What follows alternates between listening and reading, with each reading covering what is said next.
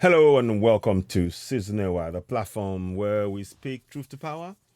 You're looking at two great African leaders. There are many I could have chosen: Patrice Lumumba, Thomas Sankara, Gaddafi, Sekou Toure, Kwame Nkrumah, uh, Steve Biko. There are many African leaders that can pick, but I'm picking this particular two because of their influences. And they're like bookends for me. With all of the great people in the middle, no less. They're all great people, but I'm just picking these two to illustrate a point here. Remember many years back, Kwame Nkrumah was trying to really build Africa and make sure that we have one policy to really hold us together, one continent. That's their vision. Um, and later on, and one of the reasons why um, late Gaddafi, was killed because of what he's planning and what I'm about to say now. Gaddafi was killed by the West because he was trying to ensure that Africa had one currency backed by our resources in our land, and they wouldn't let that happen. So they took him out. Nkrumah, he was deposed because they felt threatened by his African unity that he was trying to do, and they took that body over. Now we have the African Union, which is like they're a lapdog to the European Union. To be honest, they are. And I say this because there is something that we need to do in Africa.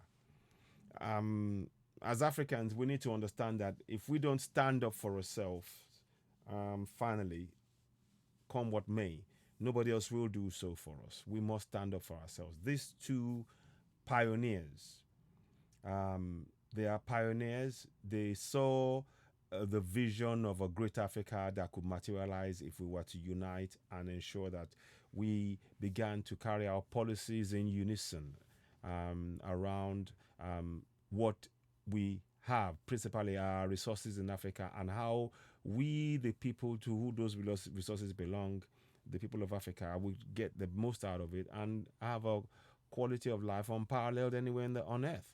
And that's the reality, and it is still the stated aim till this day for us to ensure that we begin to benefit from our resources. To that end, I think one of the things that we should be doing as Africans is this: we need to really look back in history at the achievement of these two great men that I've mentioned. I could mention more, and I might do later on. But these two great men, they believed passionately in one Africa, an Africa that was looking inwards and trying to build itself from obviously the injustices of colonialism and exploitation and enslavement.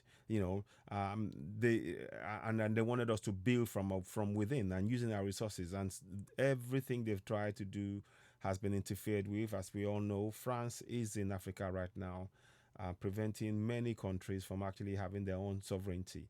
France is imposing the CFA on them. I will come and do a program about that again. Niger has actually breaking away, and they are selling their uranium at the market price of 200 euros per kilogram. France was forcing Niger to sell the uranium at 80 cents per kilogram. Ridiculous. These are the reasons why what I'm about to say now is very important. We need to really retrace the steps of our pioneers.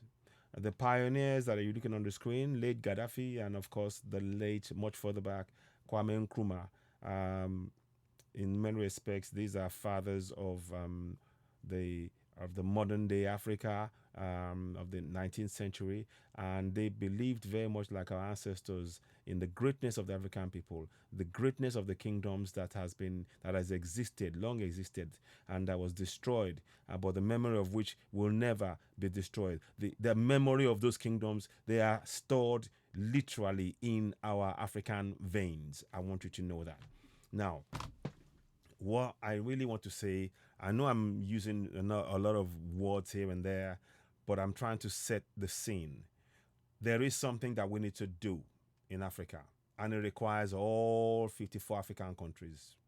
It requires us to begin to do something. We need to go for the vision that Gaddafi and Kwame Nkrumah put forward. Rolled into one, I call it the One Africa, One Currency, One Continent policy. That's what I see it. One currency, one continent policy. That is what we must go for. That is the only way that Africans will benefit, truly, truly benefit from our resources. Gaddafi tried to back our currencies, gold, to back the currency that we'll be using by the resources in our land. He was killed. We mustn't relent. All of this stuff that Gaddafi was crossing one is all a smokescreen. As you all know, the West are now making apologies for taking the life of one person. Oh, it was this, oh, it was that, it was this, oh, we shouldn't have done it, we could have done it differently. It's none of your business. And for as long as we Africans don't stand together, they will continue to carry out this kind of assassination. They assassinated Patrice Lumumba, rest in peace. They assassinated Thomas Sankara. They assassinated Gaddafi. They assassinated many people. Many African leaders were assassinated. Many, many, many. Over 26 coups in Africa, all for ensuring that our resources continue to be exploited by the colonials. We need to address this. I am calling on all African leaders to get a team of people together, begin to work out a plan to have one currency for Africa. Because the currency of the CFA is exploiting and looting. Literally, they are looting African resources. France has no business printing the currency for Africa or holding on to our wealth. They now, and trying to, and then lend you some of your own wealth that they took. This is an injustice.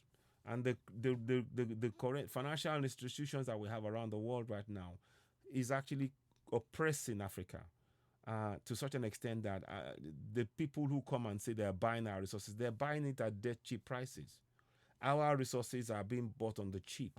That's because we haven't got a strong currency that we Africans will actually put in place that has to be binding on all African countries. And anybody that wants to trade with us has to trade on our terms. We've been trading on the terms of others who have oppressed and suppressed us. And I say enough to that. We need to work together. I will come and talk some more about how we can actualize this one currency, one continent policy. Yes, one currency, one continent policy. That is what we must talk about. We must put those ideas out there. We have suffered for too long as Africans on our continent and been exported to other continents.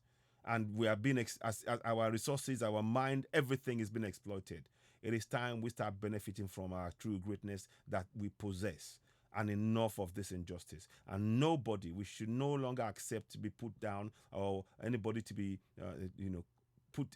portraying Africans in a negative light. We reject it wholeheartedly, and we are going to put a stop to it. We need to start with ensuring that our currency, it is an agreement among us. We must trade among ourselves. Trade among Africans is essential. We need to start seeing our farmers as great men. There are so many much more things I will talk about, but I wanted to just really frame this discussion around this idea of one currency, one continent policy. And that's what I'm going to leave on the podcast. I'm not going to say more than that for now. I want to hear your views about what I've just said as Africans. If you're an African and you hear what I'm saying, leave a comment and let us see what we can do. Now it's no longer about just talk alone. Now we need to take collective action. We've seen what's been happening in other places, the exploitation that's gone on, and we must put a stop to it. We need to put a stop to it. All right. Bye for now. Hello.